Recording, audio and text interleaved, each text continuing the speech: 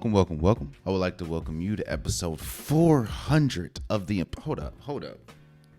400 episodes, man. That's... Jesus loves you so much. That means I've sat in front of this mic 400 times. Wow. That's crazy. We're going to get back to that a little bit later, but welcome to episode 400 of the Unpopular Podcast. This is the man, the myth, the legend, Jalen Hunter. And here at the Unpopular Podcast, not only asked you to agree with me, I'm asking you to hear me out. In life, when you are walking into a new transition in life, when you're walking into a new version of yourself, a new version of this thing that we call life, it's imperative that you make the right decisions early so that it benefits you not only in the present, but in the future. It's so vital because the decisions that you make today drastically have an impact on not just today, but in the future. And the last thing you want to do is have situations that happen today completely ruin your future. You see, you can't do anything about the past right now. All you can do is make moves for the present, and hopefully the present has a positive effect on the future. And the beautiful thing about sports is kind of a mirror to life in that sense. When sports teams, organizations, programs are going into new regimes, whether that's a new GM, whether that's a new owner, whether that's a relocation for a team, it is imperative that you make the right moves early so that you can see long-term success from those moves. That doesn't mean that those moves are going to last long, but if they are smart moves, it can have a trickle-down effect that is positive.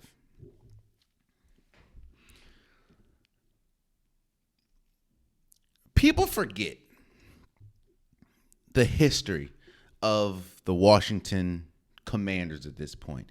They were the football team. They were the Redskins. People forget the rich history that Washington has when we talk about the NFL and football. I know that it's hard when you look at the current situation and what we've seen in recent history, but Washington used to be a marquee franchise. Washington used to be one of the most feared franchises in football. They had a history of dominance. They had a rich culture, let's say that. But like I just said, decisions in the present can have a drastic impact on the future, whether good or bad. When Washington got new ownership, when Washington had new GMs, and some of the current situations or current decisions that they made drastically impacted the next 10, 15 years from the franchise. So when you look up people that are born in the 2000s or people that are born in the 2010s, only look at that Washington team and think, oh, there's no way that this team had a rich history, which is false. But there's no resemblance of that rich history because of the decisions that were made as soon as the new regime came in. Well, Washington's at a point now where they have a new owner. Got out Dan Snyder, have a new owner. And the decisions that they make right now are imperative. This is the Washington is in such a fragile state right now, but not in a bad way, I'll say. You have a new owner. You have, going into next season, you have some of the most cap space, so you can make free agent moves. You can make trades with that cap space, and you have the number 2 overall pick.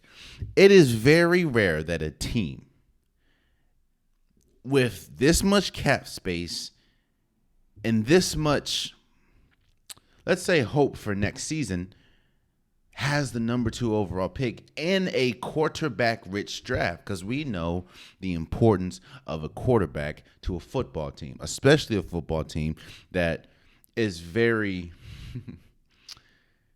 weak at that area, let's say.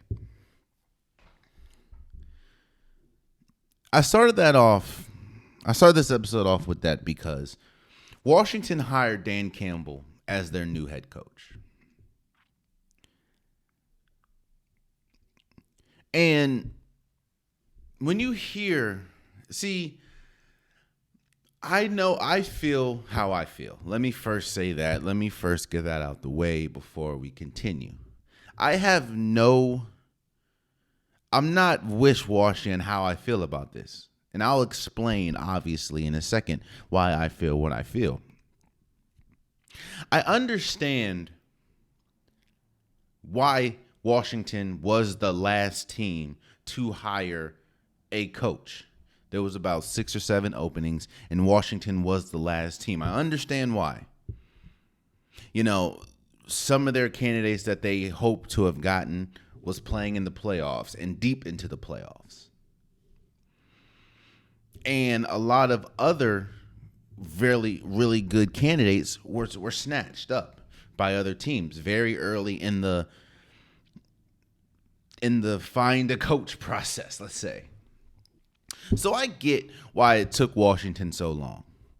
I mean, you were trying to get Ben Johnson from the Lions. He decided to stay. You were trying to get McDonald, the defensive coordinator, or the former now defensive coordinator for the Baltimore Ravens, who were playing. Both the Lions and the Baltimore Ravens were playing in the divisional or conference championships. Both of them unfortunately lost. McDonald went to the Seahawks, which is crazy because Mike McDonald's wife used to be a former Washington cheerleader. I think she was born in Washington. Like, it's felt like they wanted to stay in Baltimore. I mean, in the Washington, Maryland area. But I digress. So you go with Dan Campbell. Oh, not Dan Campbell. I'm sorry. You go with Dan Quinn. Let me first say that Dan Quinn is not a bad coach. I hear a lot of people upset with this move, and I am not the happiest with this move. I'm not going to lie, but Dan Quinn is not a bad coach. Dan Quinn, we know, I mean, any single time you talk about Dan Quinn, you either talk about one or two things. You talk about his impact on the Legion of Boom, obviously, which is one of the best defensive groups in NFL history for the Seattle Seahawks. They went to 2 Super Bowls, won 1. Or they talk about 28-3. He was the head coach of the Atlanta Falcons that had Matt Ryan, who was the MVP that year. They went to the Super Bowl, played the New England Patriots and Tom Brady, had a 28-3 lead, essentially blew the lead and lost the Super Bowl. Dan Quinn has proven to be a good coach. I'm not going to sit here and say that Dan Quinn is a bad coach. So in that sense, I am happy that Washington got a proven coach. I'll say that. Also, I do want to preface this by saying that it's very hard for me to not talk in a biased way, seeing as though I'm from the DMV area, born and raised in the DMV area. I mean, I was pretty much raised about 15 minutes from FedEx Field. So I'm a Washington fan because of that, yes. So it is very hard for me to not put my biases in this conversation. So like I was saying, I'm glad that Washington got a coach that has been proven. Not only has been proven to be a pretty good coach, but has been proven to, because of Legion of Boom, have a unique approach on, of course, the defense. He was just Dallas's defensive coordinator. even though the last time we saw Dallas, it wasn't the best of looks, but Dallas's defense is one of the best defenses every year that Dan Quinn was the defensive coordinator. So in that sense, I'm happy. In that sense, let me not say happy. In that sense, I'm okay with the decisions that was made, you know? But in life, it's not that simple. You know, I understand that, like, you have to make decisions. That's just, it has to be that way. And I understand that once a decision is made, you have to live with the consequences. Some consequences are good, some consequences are bad. But the reason why I can't speak for everyone out there, and I can't speak for everyone that's listening, but the reason why I am not the happiest with this decision, I'm happy that we got a competent coach. I'm happy that people, if you've listened to this podcast, you understand my thoughts about Ron Rivera's coaching style. So I do think that, in a sense, sort of, Dan Quinn has the opportunity to be better than Ron Rivera. Ron Rivera, who really didn't do much for the organization, in my opinion. And that's no shade to Ron Rivera, but I'm just calling a spade a spade. But when you make, and it goes back to my original point, when you make decisions, especially when you're going into a new regime, it's important that you have all the facts, and it's important that you make the right decision. Now, obviously, we can't tell into the future. You know, obviously, we don't know if this is going to be the right decision or not. But what I can tell you, and what we can see, is the choices that are in the present. And that is my biggest issue with Dan Quinn. I apologize. That's my biggest issue with Dan Quinn getting the job as the Washington head coach, because of the choices that were available and that are currently still available.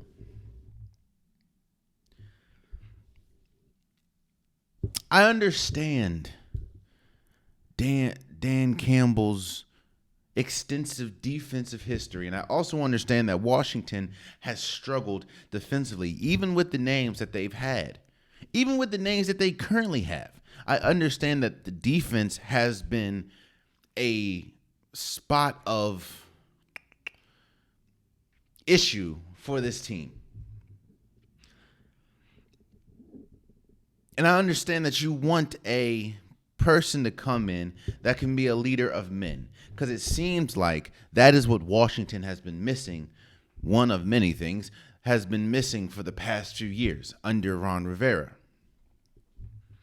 And also, Ron Rivera is supposed to be a defensive guy, but the defense has been trending down every single year he was the head coach. I'm not trying to throw Ron Rivera under the bus or anything. I'm just telling you the truth.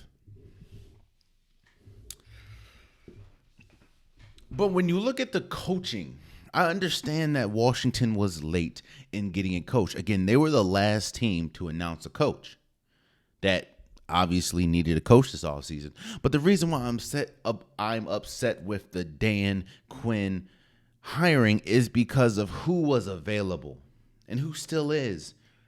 Look, I understand that if you're a head coach on the free agent market, that means that something didn't happen successfully, at least in the present, at your old job, right? So nobody is going to let go of a coach that they are 100% sold on. That's just not going to happen, or that's damn near malpractice. But when you look at the coaches that are still on the board, Mike Vrabel is still on the board, who has a proven track record. When you look at the history of the Tennessee Titans with Mike Vrabel and his extensive history under the Bill Belichick tree, he is still out there. Bill Belichick is still out there. I have been very vocal about how I feel about Bill Belichick and how I feel Bill Belichick got from where he was in New England to where he is now, out of a job. And I have been very vocal on how rigidness is the biggest hindrance to Bill Belichick as a coach. But I would be dumb to sit here and not acknowledge the fact that Bill Belichick is arguably the greatest head coach we have ever seen in the National Football League, who is still available. Pete Carroll is still available. I understand that he's older, obviously, than Dan Quinn, but Pete Carroll has found success every single place he's gone, whether that's USC or the Seahawks. And I understand that Dan Quinn was the defensive coordinator and obviously the Legion of Boom creator, whatever, of the Seahawks that, of course, Pete Carroll was the head coach of, but Pete Carroll is still out there.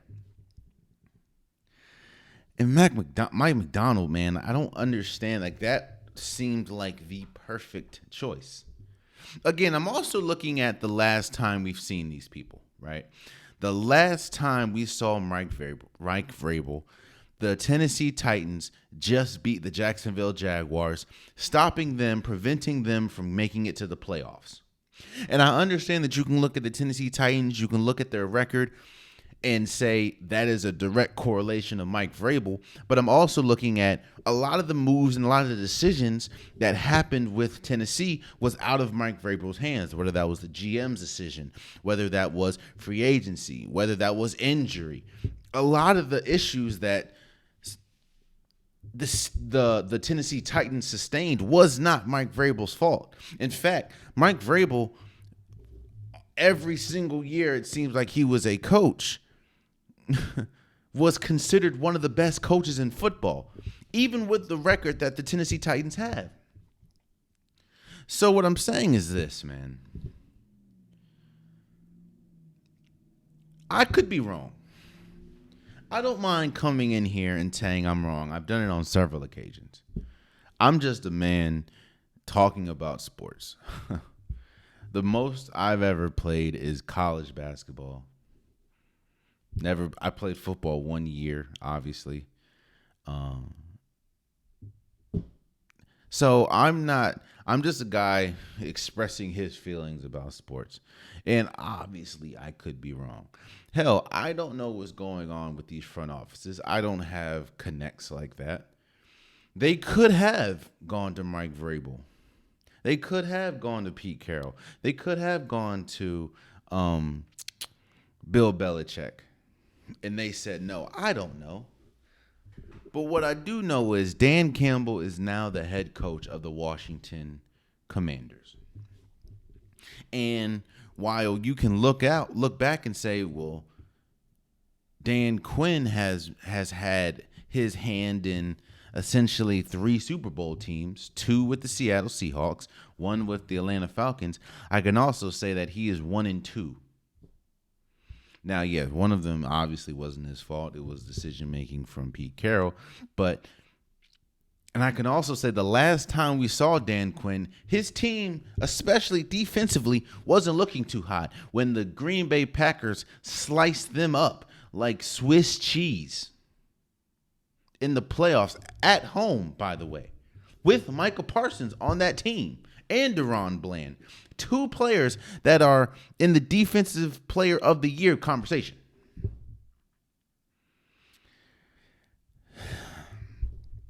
Again, I hope for the best. I really do, seeing as though this is my team. But I think the most frustrating part to me, and I'm not gonna continue to harp on it. The most frustrating part to me is it feels like the decision that they made now wasn't the right one. And while I understand that Washington is entering into a new regime, well, obviously with a new owner and the new GM, which is a really good pick that they got from the GM, it just seems like this is a detrimental. I'm not going to say detrimental. Let me back up. This is a very important hire. On top of that, do you really trust Dan Quinn with the number 2 overall pick? Like, I don't think people understand how important and how let's say, influential this hire is for Washington, especially with that number 2 overall pick. Hell, you look at the conference championship. You had 3 first round picks and one obviously Mr. Irrelevant pick, Brock Purdy. Like, this is important if you get the right quarterback. And I don't know if I trust Dan Quinn with the with the ability to pick the right one. Because trust and believe, if he does pick the right one, that quarterback more than likely will be there longer than Dan Quinn. But if he doesn't pick the right one, as we've seen with Sam Howell, as we've seen actually pretty much since Kirk Cousins and RG3, then it just continues to put the organization back. We'll just have to see, obviously. But I do think it's important, especially when you're embarking on something new in life, to make the right decisions.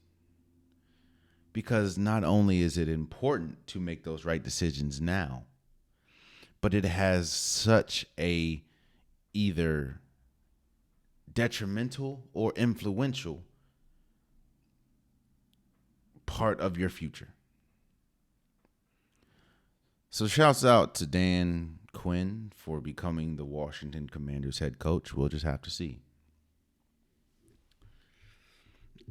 Ironically, the last episode I talked about the 65 game threshold that the NBA and the NBA PA came up with and how it was going to affect the NBA award season, whether we talk about MVP or all NBA teams or all defensive teams. That is going to affect the 65 game threshold is going to affect that. And I talked about Joel Embiid, and I talked about how important Joel Embiid was not only to the league, seeing as though he currently is the front runner for the MVP, but how I understand that the threshold was in part to minimize and completely erase load management.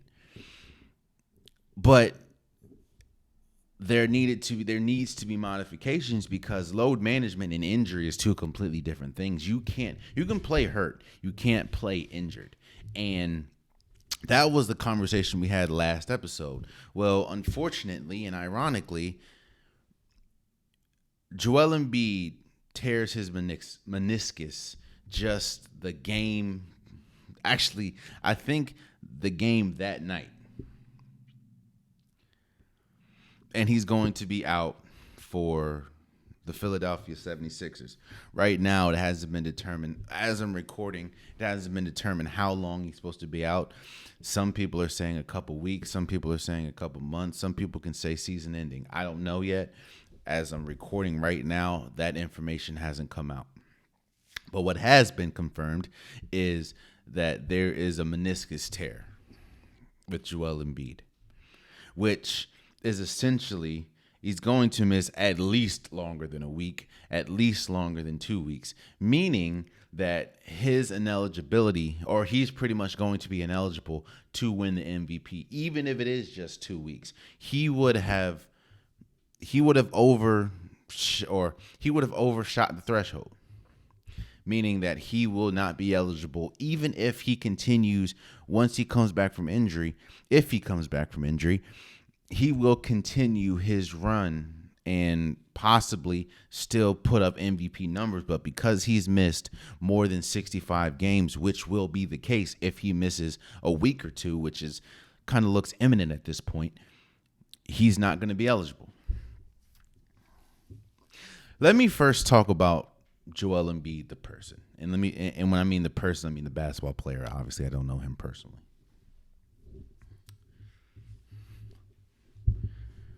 As unfortunate as it is, Joel Embiid is considered or has been considered an injury-prone player. That's just, he's been injured, I think, every single year for an extended amount of time. He's been injured every single year of his career. I think he missed his rookie year he missed, I believe, due to injury.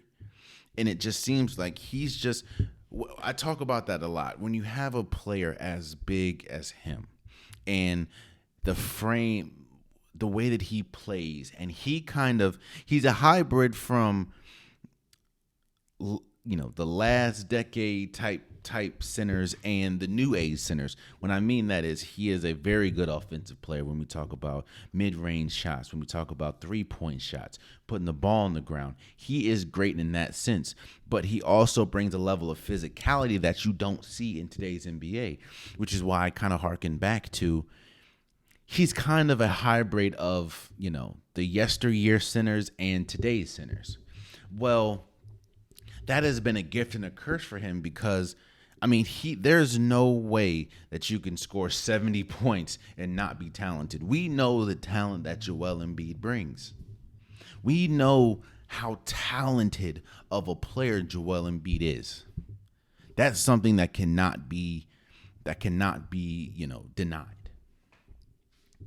And on top of that, I think the thing that's most frustrating about Joel Embiid, and the thing that's most frustrating about discussing Joel Embiid, is every single time you have a conversation, we know how good, people know how good Joel Embiid is, but there's always an asterisk by his name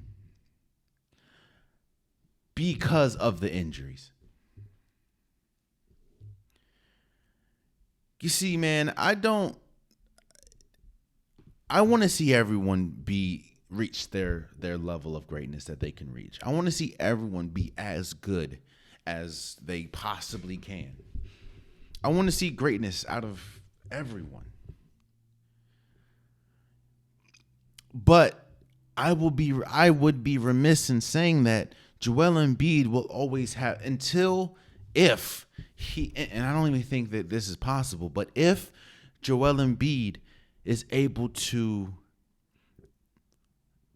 rectify and finally get over some of these injury humps, he has a chance to be an all-time great. He has the skill set for it. But the reason why a lot of people cannot call him an all-time great is because he continues to get hurt.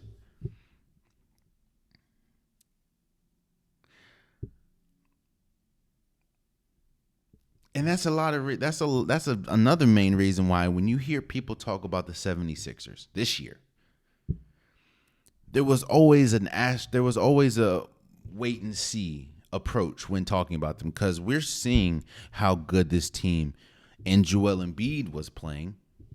Again, Joel Embiid was the front runner for the MVP. Clear cut. Like, there was no one even close. And now he's hurt again.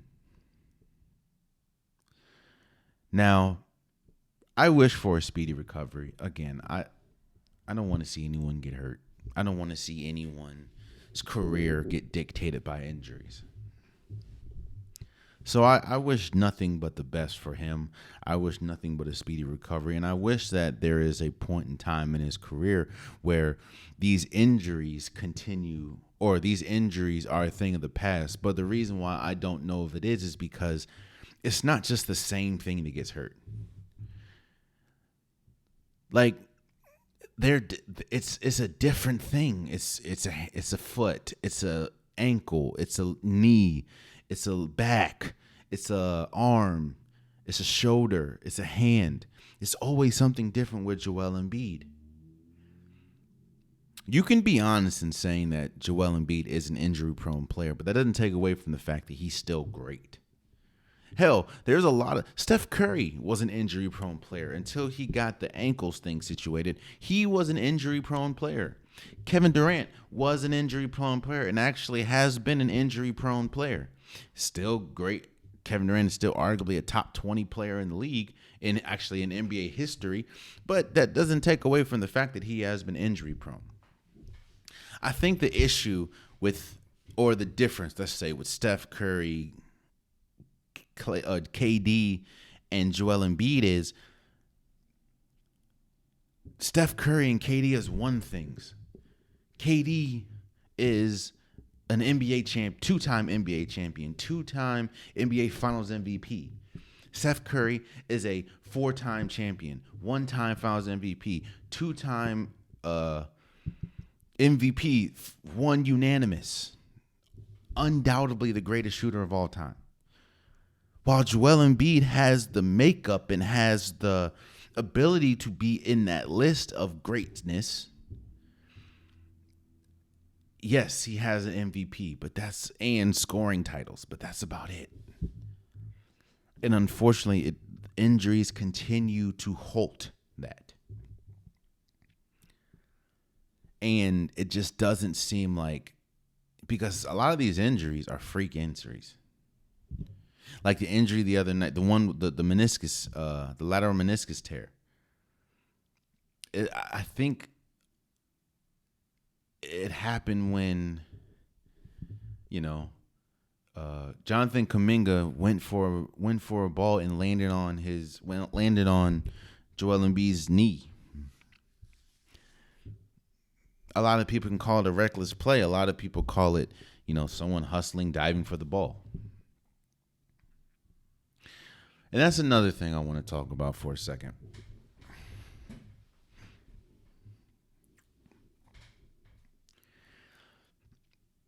I think people forget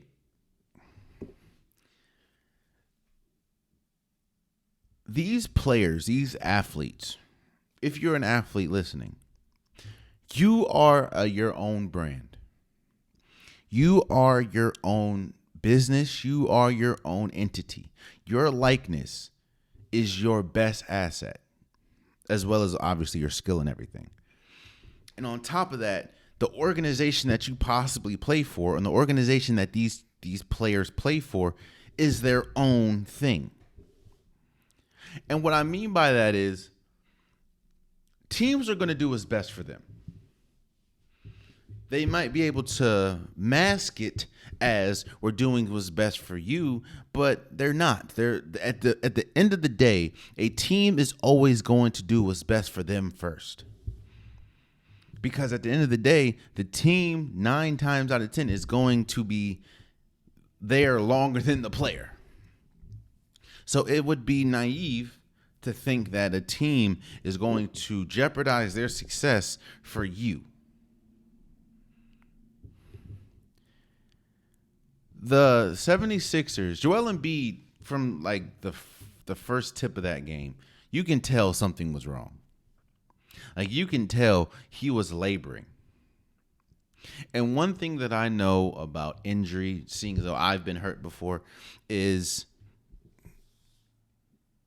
an injury. If an injury goes undiagnosed, or if an injury goes untreated, it opens the floodgates and opens the door for more injury or a worse injury. You can tell that Joel Embiid shouldn't have been out there. A lot of people gave him flack for not playing in Denver against Nikola Jokic. But you can see the games after why he didn't play, because he was not healthy. Hell, the 76ers was fined, $75K, because they failed to report that Joel Embiid was injured. That's something that you have to do. And they failed to report that. They failed to report that because why? They wanted him to play. He probably wanted to play. But there are times when you have to save a player from themselves. That's just, yeah. There's been multiple occasions where I wanted to play, but I couldn't. Like, there's been multiple times when I could barely walk, but it's just like, I want to be out there. But a team has to be like, nah. What I'm saying is take care of yourself. I'm not saying at the detriment of your team or whatever, but take care. You always have to take care of yourself because there's a reason why it says team doctor. The team doctor is going to do what's best for the team before they do what's best for you. And if you don't believe me, I'm almost sure someone that plays for the Golden State Warriors cannot go to the Chicago Bulls team doctor. Like, what would, unless obviously they're playing against them, but what benefit would that be? You know? I wish nothing but a speedy recovery for Joel Embiid. I think that it's very unfortunate that I think it would be fortunate that obviously Joel Embiid doesn't miss the rest of the season and he gives the 76ers the best shot of advancing deep in the playoffs, seeing as though they're one of the better teams in the East and essentially all of the NBA. And with Joel Embiid, they're obviously a great team. You can argue that they are one of, if not the best team in the East, compared to like the Celtics or the Bucks or something. But without Joel Embiid, even though Tyrese Maxey did have 51 the other night, without Joel Embiid, there's no shot. No shot. That it's not like it. I don't think you understand. Like, I don't think you understand that you can't just replace. And in fact, let me see something. I gotta look. I'm gonna look up how much points Joel Embiid is averaging right now. You can't just replace 35 points a game. Tyrese Maxey can't drop 51 every night. Like, you can't replace 35, 11, and 6. You can't just replace an MVP caliber player. So, yeah, players can step up, but ain't nobody stepping up to Joel Embiid's level, you know? So, I wish for a speedy recovery before anything. I hope that Joel Embiid is able to get back healthy, but I also understand without Joel Embiid, this team has no shot in making any type of noise in the playoffs. And yeah, man, players understand how important it is for you to do what's best for yourself. Obviously, you want to do it in the confines of a team, seeing as though you play a team sport. But at the end of the day, you have to do what's best for you because a team is going to do what's best for the team before anything. So that should tell you that you should do what's best for you. Even if that means you know you can't play, maybe you shouldn't play. Now, again, I'm not saying that the Joel Embiid injury, the meniscus tear, was his fault. Again, you have a loose ball, someone's diving on the ground, they land on your knee. You can't really prepare for that. But just be careful. And it's very unfortunate. It sucks because, again, even if he does come back, that means he's not going to be eligible for the MVP. Even though he is currently the clear-cut MVP. It's unfortunate. And for people that are saying that's a singular award, that's just a one-person award in a team sport, yeah, money's attached, bro. That's another thing that I think it's the NBA. I mean, the players can't really blame anybody but themselves. I mean, because the NBA PA signed off it, which is the Players Association. They signed off of it, and a lot of this obviously is because of players were, using or teams and players were using load management to like just crazily. But, there's money attached, millions and millions of dollars. So, and that's with all awards. Like I was talking about Tyrese Halliburton making an All NBA team, making, I don't know, most improved player. There's money attached to that. And if he misses a few more games, that he's ineligible for that, which, sucks. So I wish nothing but a speedy recovery for Joel Embiid. Moving forward, we talked about last episode, the All-Star starters were announced, and how I didn't think that there were any snubs of the starters outside of Jalen Brunson. I thought that Jalen Brunson was good enough to be a starter, and the conversation at hand last episode was essentially, if you're going to say someone is snubbed, that means that you have to be willing to take somebody out. And who would you have been willing to take out? That is always a conversation that a lot of people forget and a lot of people don't understand.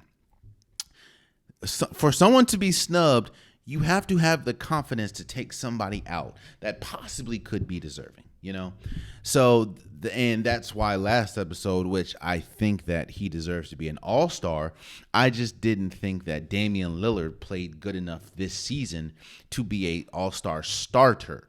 All-star, yes. All-star starter, no. But I will say that Thursday, the Allstar Reserves were announced.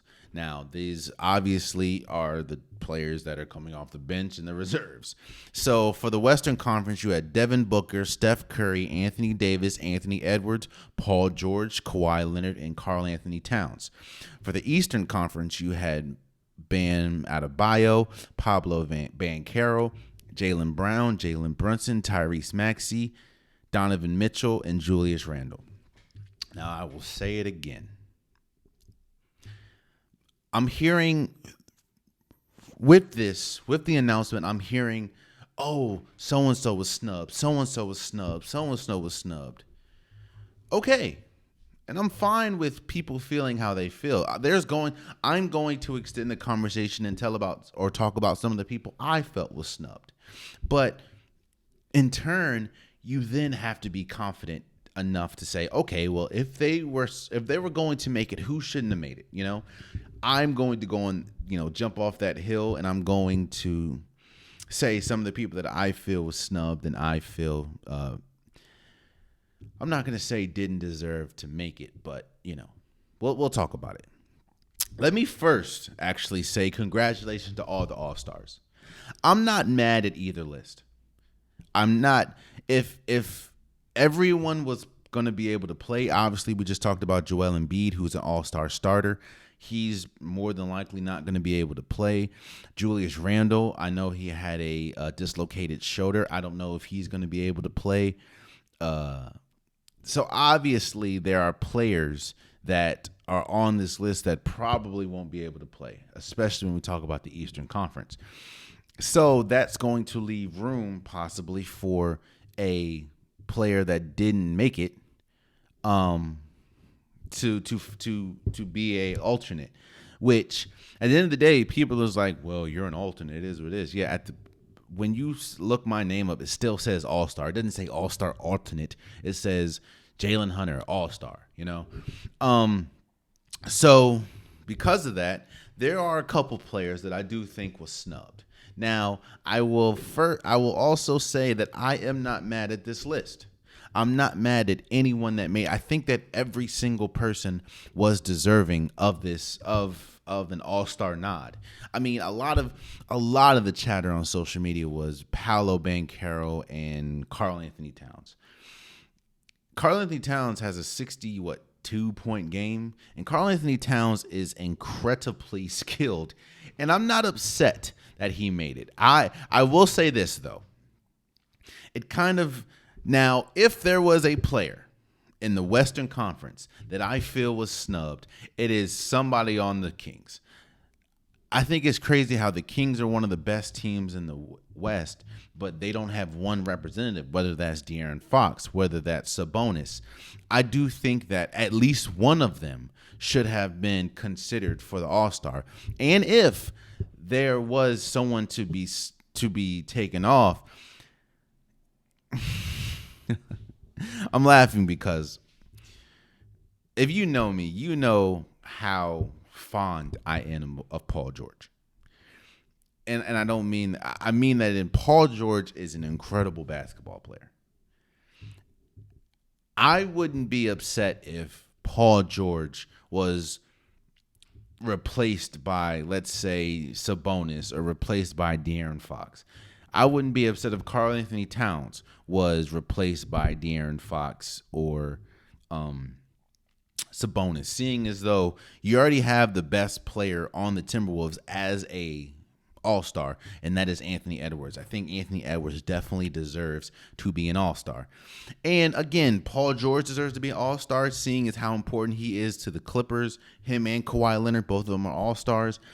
But I do think that, at least in the West, you have to have a king representing seeing as though the Kings are one of the best teams. In fact, when we look at the standings, give me a second. When we look at the standings, the Kings are 5th in the West. You can kind of argue if Jamal Murray from the Denver Nuggets should have been an all-star, but that's a name that I can't see anyone coming off this list for Jamal Murray. He's had an up and down season. Now, yes, the Nuggets have had a good season, but him in general has been up and down. But again, the only two snubs, I think, like legit snubs, that were on the Western Conference side is obviously Paul George and Karl Anthony Towns. So I'm not really upset with that. I get it. I get it. Now, I would not take Paul George and Karl Anthony Towns off for Jamal Murray, but hey, I wouldn't be upset. For the East, I only see one snub. Look, and honestly, unfortunately, as it is, because I don't wish injury on anyone, it looks like that there is a possible opening for somebody, seeing as though Joel Embiid is hurt. But Trae Young, in my opinion, I understand that the Hawks aren't playing too well this year, but I think Trae Young has to be Trae Young is one of the better point guards in the Eastern Conference. I do think that if there was anyone that has to be put on this list as an alternate, seeing as though there looks like there will be one, it should be Trae Young. Trae Young has been, even though the Atlanta Hawks have been inconsistent this year, Trae Young has been very consistent. So I understand. I understand why he wasn't put, because a lot of people that say Paolo Banchero shouldn't have been on obviously hasn't watched Magic games. I know that they were really hot to start the season and they've cooled off tremendously, but Paolo Banchero has still been incredible. So I'm not upset that Paolo's on it. I think Jalen Brown definitely deserves to be on it. I think I argued about Jalen Brunson being a starter.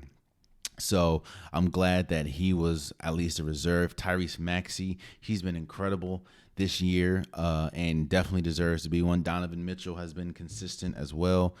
I'm not upset about it. And I do think that, again, as unfortunate as it is, I don't wish injury upon anyone.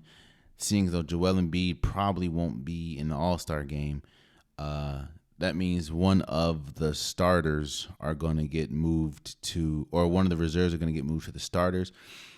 Even though it's going to be a small lineup, I'm kind of hoping.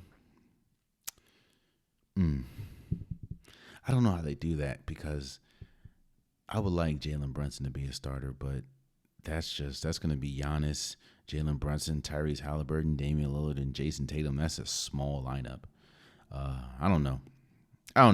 But if we talk about snubs in the Western Conference, I have either De'Aaron Fox or Sabonis. One of them, at least, I would hope represents. But I'm not mad at anyone that made it. And for the East, I would say Trae Young, but and as unfortunate as it is, Trae Young might be an alternate, seeing as though I don't think Joel Embiid will play. So we'll see. speaking of list, and speaking of, you know what it is, bro? I'm about to I haven't done this in a minute. I'm about to put my team building hat on. So, I think last week, Team USA, the pool for players were announced. Now, this is such a life is about cause and effect. You know, if something there's always a effect, or there's always, something causes something, and there's always going to be an effect. That's in life, and that's also in sports. The statement that we've heard these last few years is the world has caught up to the NBA or basketball as terms of, talent, and how the world has caught up to USA, and basketball has always been a few steps ahead of the world in terms of basketball.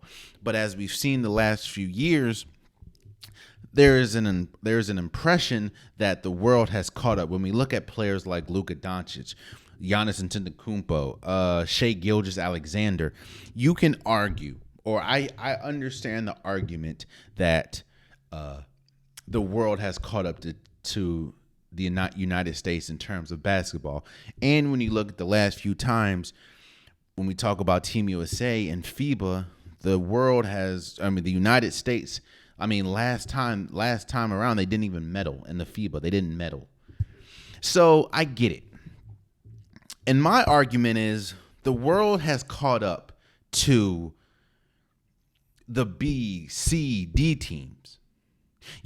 They've caught up to, gone are the days, and I talked about this with Team USA, gone are the days where you can just bring reserves. There was a time when reserves can get the job done, but the world is too talented to just bring reserves. So in that sense, I do think that the world has caught up to our B, C team.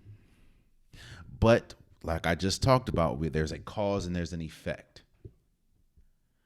Because the world, and you can see it, because the world has caught up to the B team, and because these last few times,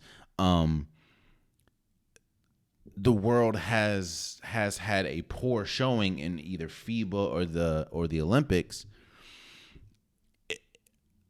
I think Team USA wants to, whether we talk about, I forgot homie's name. I think Noah Lyles. I think the track star has a lot to say. You just hear a lot of people they're down, let's say, on Team USA. They think that Team USA is, I guess you could say, at its weakest state. And to combat that, Team USA says, okay, we are going to bring our best players. Now let's see if the world is actually caught up. And obviously there is 12 slots on Team USA. And what I'm going to do, there is a pool of players. I will name them all. Now, obviously, all of them aren't going to make it, but there's a pool of players. And what I'm going to do today is I'm going to build my out of the pool of players, I'm going to build the best Team USA, and the Team USA that I think is going to represent the United States and let the world know that, in fact, it has not caught up to our A team. So the pool, the Team USA finalists is Bam Adebayo, Jared Allen, Paolo Banchero, Desmond Bane, Scotty Barnes, Devin Booker, Mikal Bridges, Jalen Brunson, Jaylen Brown, Jimmy Butler, Alex Caruso, Steph Curry, Anthony Davis, Kevin Durant, Anthony Edwards, Joel Embiid, De'Aaron Fox, Paul George, Aaron Gordon, Tyrese Halliburton, James Harden, Josh Hart, Tyler Hero, Drew Holiday, Chet Holmgren, Brandon Ingram, Kyrie Irving, Jaren Jackson Jr., LeBron James, Cam Johnson, Walker Kessler, Kawhi Leonard, Damian Lillard, Donovan Mitchell, Chris Paul, Bobby Portis, Austin Reeves, Duncan Robinson, Jason Tatum, Derek White, and Trae Young. That's a lot of names, to say the least. What I'm going to do is I'm going to build my perfect 12. and I'm going to write them down, or I'm going to type them just to make sure. Actually, I already typed them. Ugh. But so here it is. So there are locks, in my opinion. There are locks on this team that is obvious, and I'm going to name the locks. I'm going to get those out the way. Mind you, there are 12 spots. All right, one lock, and I'm not going to do it in Pacific order, but one lock is Steph Curry, Anthony Davis, Kevin Durant, Joel Embiid, LeBron James, Kawhi Leonard. I think those are the locks. I think that there are 6 locks. So if we're just building the team, you have Steph Curry at the point. I'll say you have. That's gonna be a big team. But you have Steph Curry at the point. Oh no, let's not do all that. We have Steph, Anthony Davis, KD, Joel Embiid, LeBron James, and Kawhi Leonard. To me, those are locks. The second round of locks, in my opinion, is Anthony. I think Anthony Edwards has to be a lock, seeing as though Anthony Edwards did represent even though they didn't medal, they did represent the medal, and Team USA always has that one young player. So I think Anthony Edwards is good enough to be on this team. Tyrese Halliburton, in my opinion, I mean, current. I know that I'm being current, but he's leading the league in assist. Tyrese has been exponential in how good he's been, so I think that he has to be in it. I think Devin Booker has to be in it as well. I think Devin Booker has emerged as one of the best offensive players that we have in the league, and on top of that, he has been. We remember when he played with Team USA, how great he was on the defense side of the ball. He really committed himself to the defense side of the ball. So that leaves 1, 2, 3. That leaves 3 names. Right now we're at 9. What is so fascinating about this and what is unfortunate is there are going to be some great basketball players. Oh, shoot, I forgot one. Jason Tatum. Jason Tatum has to be a lock. So there's 2 more players. There's 2 more slots. Jason Tatum has to be a lock. He's one of the best players in the league. Jason Tatum's a lock. So that leaves, you have Steph Curry. I'm just going to name names. You have Steph Curry, Anthony Davis, Kevin Durant, Anthony Edwards, Joel Embiid, Tyrese Halliburton, LeBron James, Kawhi Leonard, I think Jason Tatum, and who's the other name I said? I said Joel. Damn, I got to say it again. Steph Curry, Anthony Davis, Kevin Durant, Anthony Edwards, Joel Embiid, Tyrese Halliburton, LeBron James, Kawhi Leonard, Jason Tatum. I forget. Well, all right. And Devin Booker. Which means that leaves 2 players. To me, I understand the controversy that's around him. I get it completely. I understand that people are going to be upset if he makes it or not. Cool. But you're talking about someone that won a FIBA MVP. I think Kyrie Irving has to be on this list. Seeing as though he gives a scoring punch that someone like a Tyrese Halliburton doesn't at the guard position. And on a lesser, obviously Steph Curry would be one, but I think Kyrie Irving has to be on this list, which leaves 1 more player. And again, you can go a lot of places. You can go Paul George, you can go Damian Lillard, you can go Jimmy Butler, you can go De'Aaron Fox, Jalen Brunson. It's going to be tough. But for me, I don't think, because FIBA play, and because you have Joel Embiid and Anthony Davis, in my opinion, you don't really need a Bam Adebayo. I don't know if you're going to go three deep as far as centers. You have Kevin Durant and LeBron James. I don't think, and Anthony Edwards. You don't really need to go three deep or four deep in forwards. The point or shooting guards, or guards. You have Steph Curry, Tyrese Halliburton. We also have Jason Tatum, Devin Booker. I don't think who's going to be the last person. To me, it's between Damian Lillard or Paul George. I'm going to go with Paul George. I'm going to go with Paul George, man. Damn, that's a decision. I do not envy Grant Hill's decision, who obviously is the managing director of Team USA, or Steve Kerr, who's the head coach. That's going to be tough. But my final 12, I know I've said a bunch of my final 12 is Devin Booker, Steph Curry, Anthony Davis, Damian Lillard.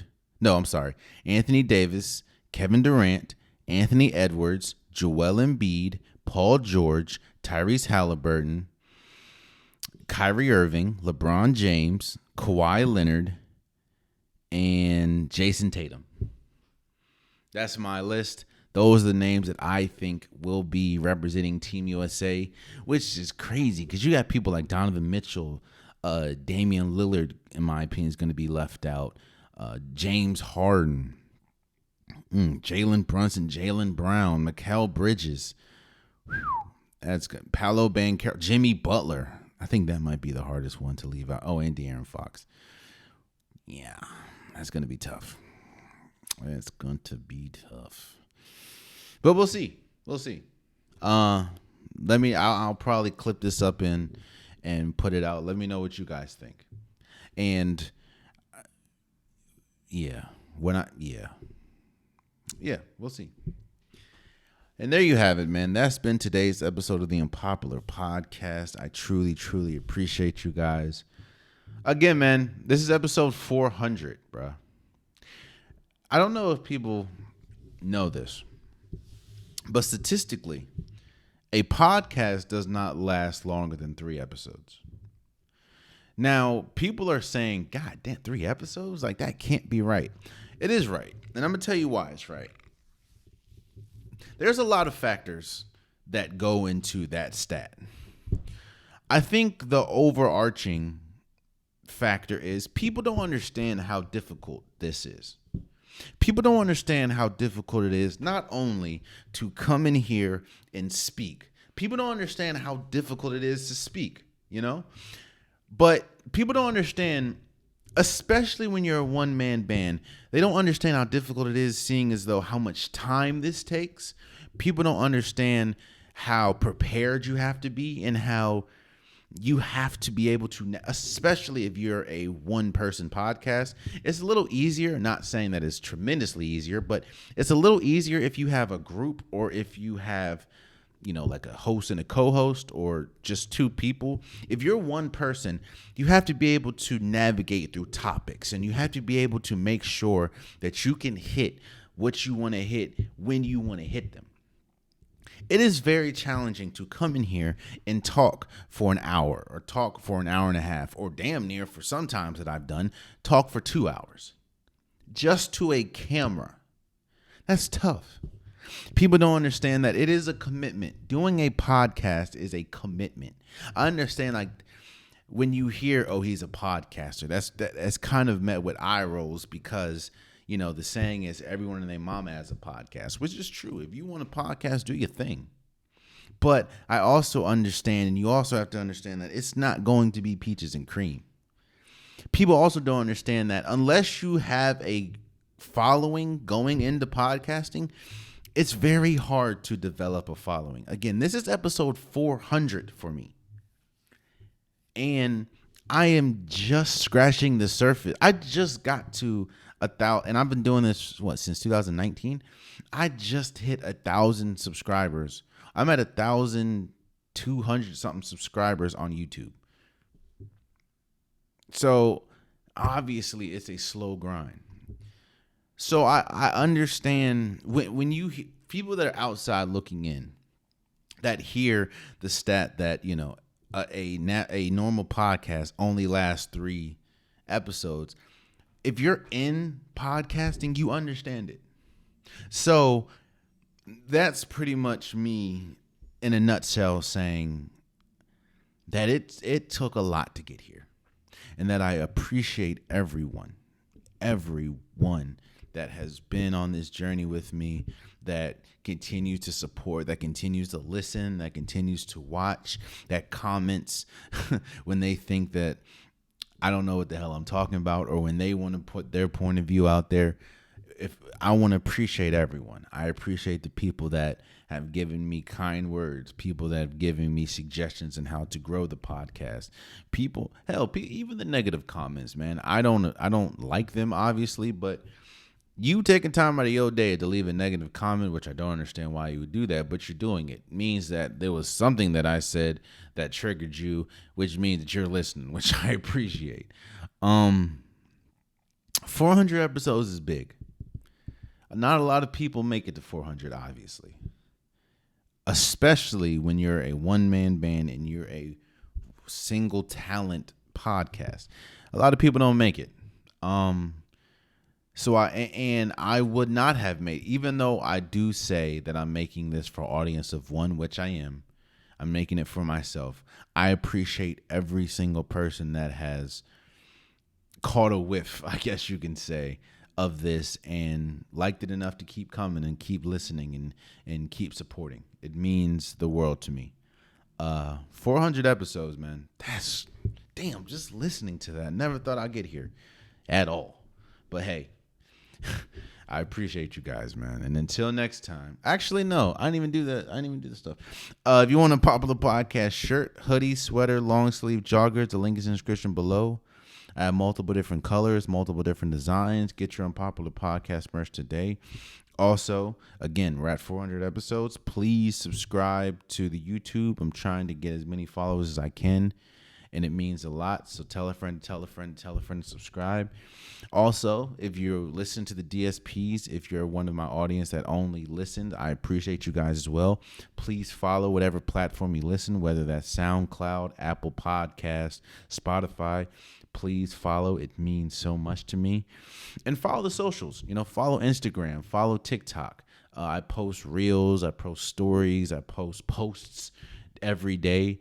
A lot of times, multiple times a day. So, we can debate it out. We can talk about it. You can agree with me. You cannot agree. That's probably the quickest place, socials, is to get to me. Again, if you keep it respectful, I'll respond. I have no problem doing that. But again, I truly, truly appreciate you guys.